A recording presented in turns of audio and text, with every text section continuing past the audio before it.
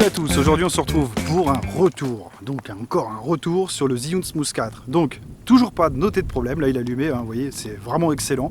Alors niveau stabilisation, j'ai rien à noter, c'est parfait. Par contre c'est vrai que moi j'ai discuté avec beaucoup de gens, donc suite à ma dernière vidéo, dans les commentaires, donc beaucoup qui ont trouvé le 60 fps. Moi je vous jure que j'ai eu beau chercher, je n'ai pas trouvé 60 fps sur l'application Zhiyun Play, Zhiyun Assistant non plus, je n'ai pas trouvé. Donc je suis curieux, je suis étonné, rien à faire, même que ce soit en mode pro ou autre, le réglage je n'ai toujours que 30 fps. Donc évidemment c'est très chiant. Donc je l'ai beaucoup utilisé, par contre j'ai utilisé comme à l'accoutumée Open Camera.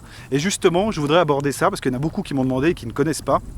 Donc il y aura sûrement une session dans la vidéo où on va parler d'Open Camera avec un Zhiyun, peu importe lequel. Hein. Moi j'avais commencé avec le Zhiyun Smooth 3 comme je l'avais dit, parce qu'en fait c'est vrai que l'application sur le Zhiyun Smooth 3, donc c'était Zhiyun Assistant, c'était vraiment pas terrible. Pour recalibrer le gimbal ou autre, donc le stabilisateur, c'est vrai que c'était nickel, mais alors tout ce qui était réglage c'était pas parfait, l'autofocus, bah pareil, on peut toujours pas le couper, hein. Donc moi c'est pas un truc que je vous dis d'utiliser. Le Zhiyun, autant dire qu'il est parfait, j'ai pas perdu la molette, donc là pareil dans les commentaires, je vous remercie d'ailleurs pour répondre, il y a bien une personne qui m'a signalé qu'il avait perdu sa molette, hein.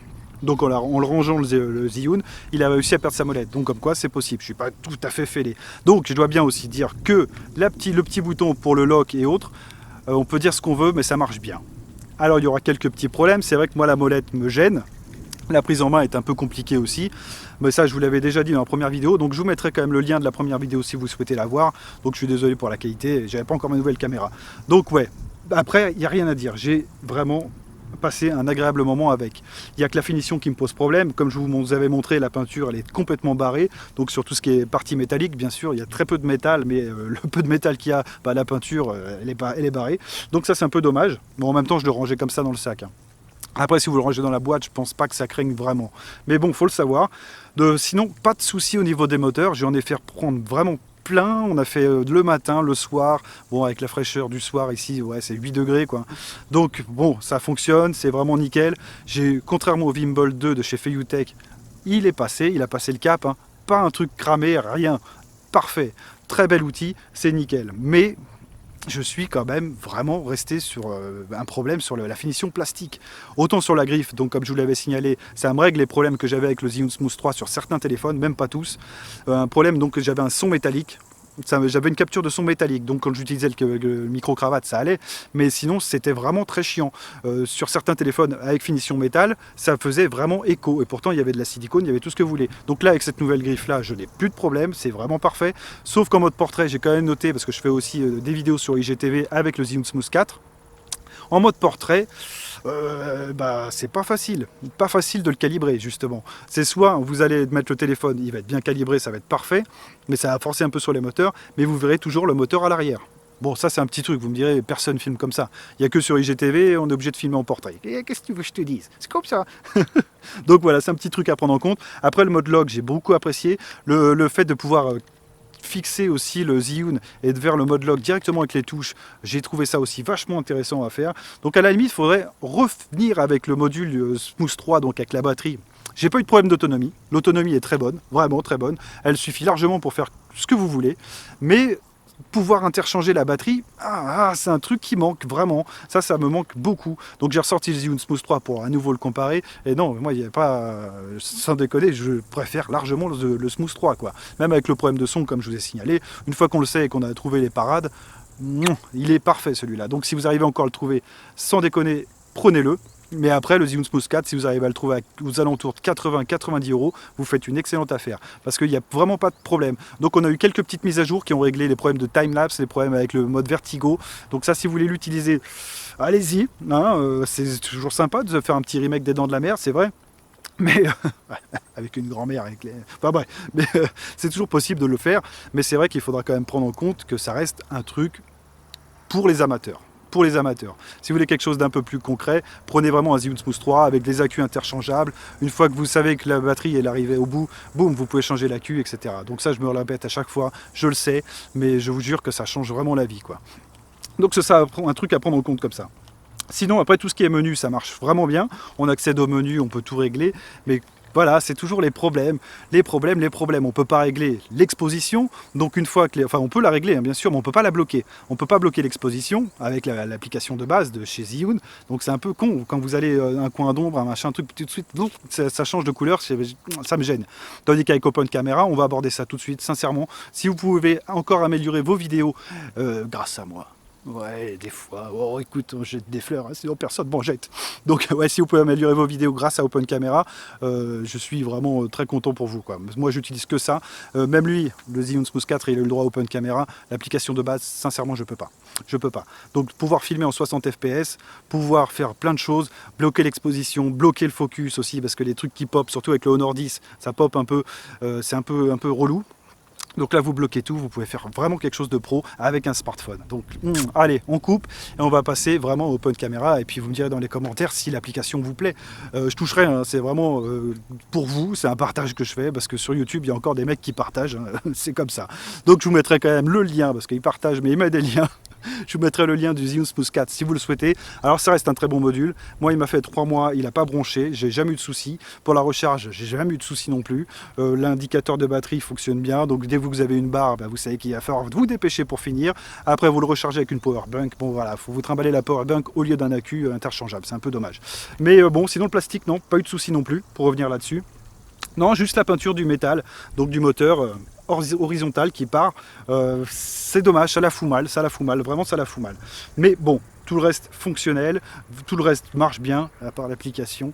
Mais ouais, bon, si vous pouvez l'essayer sinon sur iOS, allez-y, parce que vraiment, elle est vraiment beaucoup mieux travaillée sur iOS. Il y aura toujours les problèmes d'exposition, les petits trucs comme ça, mais si vous faites des cuts au bon moment, etc., ce sera pas méchant. Après, il faut vraiment rentrer en considération que ça reste pour les amateurs.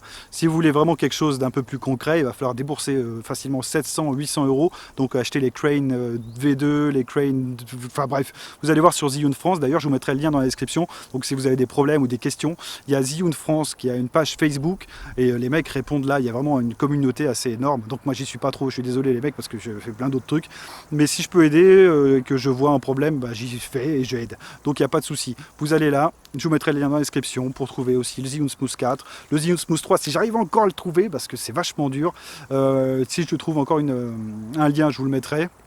Mais bon voilà, ça reste un très bel outil qui fera vraiment les choses parfaitement. Si vous voulez filmer un mariage ou un enterrement. 60 fps, ça suffira pas. Enfin, c'est largement bon, quoi. Soit un enterrement. Voilà. Bon, bof, c'était la petite blague à part qui a plombé l'ambiance. Mais c'est pas grave, on s'en fout. D'accord? Donc, allez, on va passer à Open Camera et puis on verra dans les commentaires si vous avez des questions ou des machins. Je serai là pour répondre, il n'y a pas de souci. Allez, à toutes.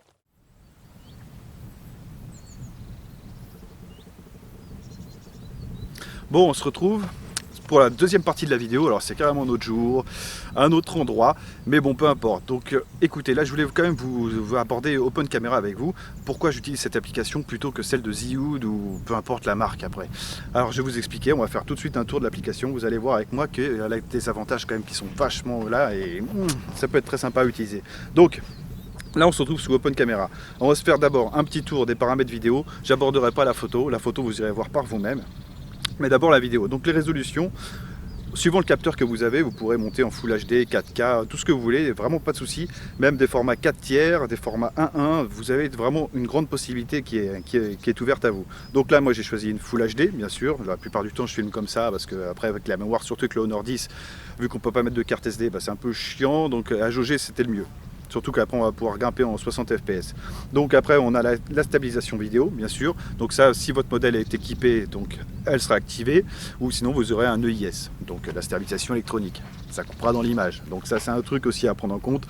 Ça fonctionne bien, c'est pas le souci. Mais bon, vaut mieux avoir le gimbal, donc le stabilisateur, peu importe la marque, hein, toujours. Là c'est Zhiyun parce que voilà, j'utilise avec le Zhiyun, c'est vraiment la marque qui pour moi est au-dessus de tout le monde. Voilà, ça c'est dit. Alors, débit des vidéos approximatif, hein, bien sûr. Donc vous avez du 100 mégabits seconde, ça va jusqu'à 70, 40, 15, et vous pouvez encore descendre, hein, c'est pas un souci. Donc voilà, vous pouvez tout régler aussi, ça c'est pas un problème. Alors, il y a un truc que moi je règle beaucoup, c'est le nombre d'images par seconde. Parce que ça, de base, votre téléphone va enregistrer de base, hein, 30 fps. Et il y a certains modèles maintenant où on peut pousser en 60. Il me semble que l'Honor 10, justement, on peut pousser en 60. Tout ce qui est Samsung, tout ça, on peut pousser en 60 de base. Donc ça fait que l'application Open Camera ne sera pas vraiment pour vous. Ce sera pour des petits modèles qui, style, je pense au Redmi 6, au Oukitel, des marques comme ça. Donc vraiment des marques où on a un capteur qui peut fonctionner parfaitement, mais où l'application photo est à chier, quoi, faut se le dire. C'est vraiment pas terrible. Donc si vous passez par Open Camera, vous aurez accès à vraiment des choses vraiment d'enfer. Donc là, moi je peux régler en 60 fps, celui-là je sais qu'il ne montera pas au-dessus. Donc là j'ai pris 96 juste pour vous montrer. Donc j'ai pris 96 fps, ça c'est suivant les capteurs, hein. Des fois j'ai des bonnes surprises, voilà, c'est pas pris en compte. Ça m'est arrivé, donc pour la petite histoire, d'avoir des bonnes surprises sur des téléphones style les THL, où je pouvais monter vraiment 60 fps, 120 fps avec le Open Camera. Et de base c'était du 3GP dégueulasse, tout moche quoi, en 30 fps, même pas 29 fps. Donc ça m'est arrivé de tomber sur des bons capteurs comme ça et de pouvoir les pousser et d'avoir quelque chose de, pas de pro, c'est sûr, ça vaut pas une caméra, mais quelque chose de propre. Et oui, vous allez voir après pourquoi. Donc là on est sous l'application. Donc on a fait un petit tour de la vidéo, vous pouvez choisir, après je vous laisserai découvrir, vraiment pas rentrer dans les trucs parce que ça va durer 3 plombes, mais vous pouvez choisir votre chemin d'accès à la carte SD, votre chemin d'accès, vous faites ce que vous voulez quoi, avec l'application, c'est ça qui est bien, vous pouvez régler beaucoup de choses, l'exposition, la luminosité, etc. Tandis que, bon, avec l'application Zhiyun Play, d'ailleurs je reviens là-dessus, on peut maintenant faire beaucoup de choses, c'est vrai, avec la molette, tout ce que tu veux, mais moi j'ai préféré garder ce système-là, parce que même avec un stabilisateur bas de gamme, ou quand je change beaucoup de marque, j'ai toujours mon système à moi. Donc effectivement, le tableau de bord, je l'oublie, c'est pour ça que je préfère le Zhiyun Smooth 3 aussi, c'est un avantage considérable, parce que j'avais ma molette, je faisais mes mouvements, mes trucs, et là, par exemple, les mouvements, c'est un peu plus compliqué, donc ce ne sera pas pour tout le monde le Zhiyun Smooth 4, ce sera vraiment pour ceux qui veulent découvrir la stabilisation, pas se prendre la tête, à la limite ouais. Mais si vous voulez vraiment utiliser ça d'une façon pro, hein, je ne suis pas un professionnel, donc on va dire façon pro, avoir quelque chose de vraiment propre avec votre smartphone, Zhiyun Smooth 3 direct. Là je vais essayer le DJI Osmo Mobile 2, donc juste après cette vidéo je vais me mettre dessus en fait, je vais vous le présenter et je ferai un retour sur quelques mois aussi, voir comment ça évolue, à mon avis le système. Donc le tableau de bord en haut à gauche, vous avez le nombre de gigas qui vous reste pour filmer, donc très bien, ouais toujours des connards, hein, ici c'est normal. Ouais, quand je suis pas dans la verte, un petit peu proche d'une route, il y a souvent des sales cons. Ouais, c'est comme ça, désolé les mecs. Donc voilà, donc il vous laisse le nombre de gigas restants pour la vidéo. Donc si vous êtes en 60 fps, ça sera beaucoup, ça va influencer beaucoup sur votre façon de filmer. Ce 60 fps, c'est quand même un gros fichier. Donc il vous reste le temps. Donc ça, vous avez l'heure et la date aussi, enfin l'heure. Vous avez l'autonomie du téléphone, donc affiché directement à l'écran. Donc vous avez le mode qui est sélectionné aussi. Vous avez un petit truc que moi j'utilisais beaucoup, surtout pour régler mon gimbal parfaitement, parce que même quand vous le mettez dans l'encoche, il y a toujours un moment où il y a un petit jeu. Ça, si vous le voyez peut-être pas tout de suite à l'œil, il y a un petit jeu. Tandis que là, on a un petit niveau en fait, tout en bas, qui va s'afficher. Et quand vous êtes dans le vert, c'est que c'est bon. Donc ça, c'est un petit truc aussi bien, surtout quand vous êtes dans des chemins en pente. Enfin ça, je vous laisserai imaginer le truc, mais quand vous êtes sur des chemins en pente, c'est vrai que c'est pratique. Donc on a accès à notre exposition. Voilà, là c'est cramé, si vous le baissez, chopez l'image la plus belle possible, après vous la retravaillerez, c'est pas un souci. On a le blocage d'exposition, ça c'est un truc que j'adore, parce que vous êtes tranquille, là vous allez pouvoir faire des bonnes visées, surtout si c'est un objet ou un château ou une connerie à filmer. Vous voyez, hop, ça ne change pas de couleur. Voilà, blocage d'exposition, c'est vraiment nickel. Ça, c'est un truc que j'utilise aussi assez souvent, surtout en forêt, quand il y a beaucoup de luminosité, quand il y a le soleil qui passe à travers les feuilles et que d'un coup ça change, ça revient, c'est super casse-couille. En fait, c'est vraiment un truc que j'avais utilisé moi avec le Meizu Pro 6. Donc ça, c'est encore avec le Meizu Pro 6 où il y avait l'autofocus laser. L'autofocus laser en forêt, c'était juste pas possible. Donc j'avais pris Open Camera, justement pour régler ces problèmes-là. Donc auto-stabilisateur, donc ça c'est ce que je vous disais. Vous avez la possibilité de régler l'autofocus sur automatique, donc ça va popper. C'est un peu chiant, donc ça c'est un truc que j'enlève aussi. Moi je mets autofocus bloqué, ce qui fait que là je vais avoir l'exposition bloquée, voilà, autofocus bloqué, et je vous jure que les résultats, l'image est vraiment nickel. Vous avez l'impression d'avoir une bonne caméra. Pas une caméra pro, c'est sûr, mais une bonne caméra dans votre poche. Parce que celui-là dans la poche il rentre pas. Donc voilà, et puis là vous réglez votre autofocus. Bon ça je vous apprends pas le truc.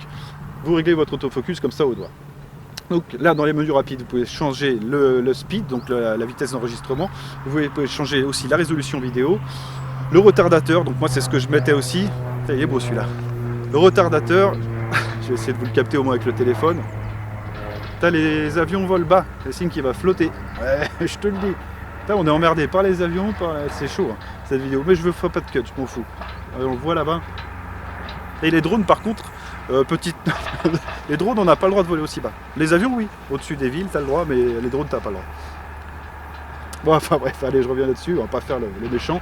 Donc retardateur, moi c'est ce que j'utilisais avant, donc je prépare ma phrase speech d'accueil et je laissais 5 secondes. Donc ça vous pouvez le mettre, ça enregistrera d'ici 5 secondes. Enfin, c'est un retardateur quoi. Je vous apprends rien. Balance des blancs, ça aussi très bon à régler, parce qu'en vidéo, il n'y a pas beaucoup de téléphones qui vous permettent de régler la balance des blancs, et ben là vous pouvez le faire. Donc incandescent, fluorescent, daylight, etc. Donc ça c'est nickel aussi. Parfait, mode scène, donc ça, bon, moi je l'utilise pas, je laisse en automatique. Vous avez landscape, donc les paysages, les portraits, les choses comme ça va vraiment mettre l'image en condition pour l'événement à filmer, quoi. Mais bon, en automatique, franchement, il gère parfaitement bien, c'est pas un problème. Donc les effets de couleur, bon ça vous avez sépia, monochrome, toutes ces conneries. Si vous voulez l'utiliser, vous pouvez, mais bon, c'est pas mon kiff. Et voilà, là on a fait les tours des paramètres. Alors, on peut aussi mettre le flash, bien sûr. Vous pouvez greffer, comme j'avais fait à un moment, bon ça vaut pas un truc pro, c'est sûr, mais j'avais greffé sur la prise de jack un petit projecteur LED. Ça me permettait de filmer un peu de nuit, j'avais fait 2-3 samples comme ça, bon rien de concluant, mais c'est vrai que de pouvoir en plus prendre l'exposition un peu plus haute et la bloquer, ça facilitait aussi les images de nuit. Ça aussi c'est bon à savoir. Oh, je suis en caméra frontale. Caméra frontale, pareil, vous pouvez faire aussi beaucoup de choses. Ah oui, je te jure. Et on va changer de plan comme ça, tiens. Donc pareil, je vous tiens, vous avez le focus, le suite focus, donc un peu comme sur les Canon. Donc là, moi, il me suit mon visage, ce qui fait qu'il y a très rarement des pops ou des saccades. Bah là, vous pouvez avoir la même chose sur Open Camera. Donc voilà, bon, je travaille pas pour Open Camera. Je travaille pas du tout pour eux, c'est une application que j'utilise, vous pouvez faire un don dans les paramètres, c'est pas un souci, mais c'est une application qui est gratuite, qui est téléchargeable sur le Google Store, le Play Store, et vous verrez par vous-même que l'application, elle prend pas beaucoup de place, donc vous la mettez dans votre téléphone, et si un jour l'application Zhiyun vous gonfle, essayez celle-ci, vous allez voir que ce que je vous présente, c'est quand même pas merdique. Surtout pour un truc gratuit, j'ai trouvé ça vraiment tip top. Donc voilà, vous avez un peu tout ça, on a fait un peu tout le tour de la vidéo. Après dans les paramètres, vous verrez par vous-même aussi, on a beaucoup de choses, on peut régler le son. Petite note d'ailleurs à propos du son. Alors je coupe ça. Petite note à propos du son, en fait, c'est qu'on peut aussi mettre un micro-cravate. Il y a des téléphones, moi, que je vous présente parfois, où le micro-cravate ne fonctionne pas. Ou alors, par exemple, aussi, j'ai encore l'idée en tête, c'est le Humidigi S2 que je vous avais présenté. L'application de base n'offrait pas l'autofocus. Truc de con, hein, mais ça arrive sur les underground, c'est très fréquent. Donc pas d'autofocus, et en mettant un peu de caméra, boum, l'autofocus revenait. Du coup, du coup, on avait vraiment un capteur qui fonctionnait bien. Qu'est-ce que je peux vous dire d'autre là-dessus? Donc le son, Open Camera est capable de gérer le micro-cravate, donc vous avez votre petit volumètre qui va apparaître, vous pourrez tout régler à votre convenance, donc ça c'est un plus, parce que même moi sur le Honor, le micro-cravate n'est pas pris en compte. Ouais, c'est très con, mais c'est comme ça. Donc je suis obligé de passer par Open Camera si je veux utiliser le micro-cravate. Donc il y a beaucoup de téléphones comme ça qui ne fonctionnent pas. Sur les Mi 8, enfin sur les Xiaomi, c'est un peu compliqué. Sur le Mi Note 2, ça marche de base. Enfin du moins avant la mise à jour Mi 8.10, et maintenant ça ne marche plus. Ça fait partie des miracles de la vie. Oui, c'est possible. Donc voilà, bah écoutez, moi je vous ai fait un petit tour comme ça, c'était pour conclure sur la vidéo. Je vous invite à tester cette application, même pour la photo, elle est vraiment chouette, parce que vous pouvez vraiment régler plein de choses. Si vous avez vraiment un téléphone à 100 balles, des fois vous pourriez être surpris. Moi, même sur des téléphones comme le Ligoo M9, j'ai réussi à pousser un peu le capteur dans ses limites. Bon, c'était un peu difficile, mais j'ai quand même réussi, c'est un téléphone à 50 balles, quoi. Pas un téléphone que je vous oriente, hein, bien sûr, mais je veux dire juste par là, c'est qu'un téléphone bas de gamme, vous pourrez faire des miracles, peut-être, éventuellement, si le capteur est pas trop merdique. Avec un Wiko, non, c'est pas possible. Tu pourras pas faire de miracle. Bon allez, sur ce, j'espère que cette vidéo vous a plu.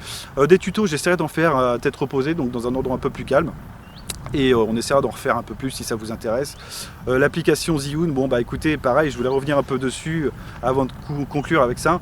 L'application Zhiyun, il y a eu beaucoup de mouvements.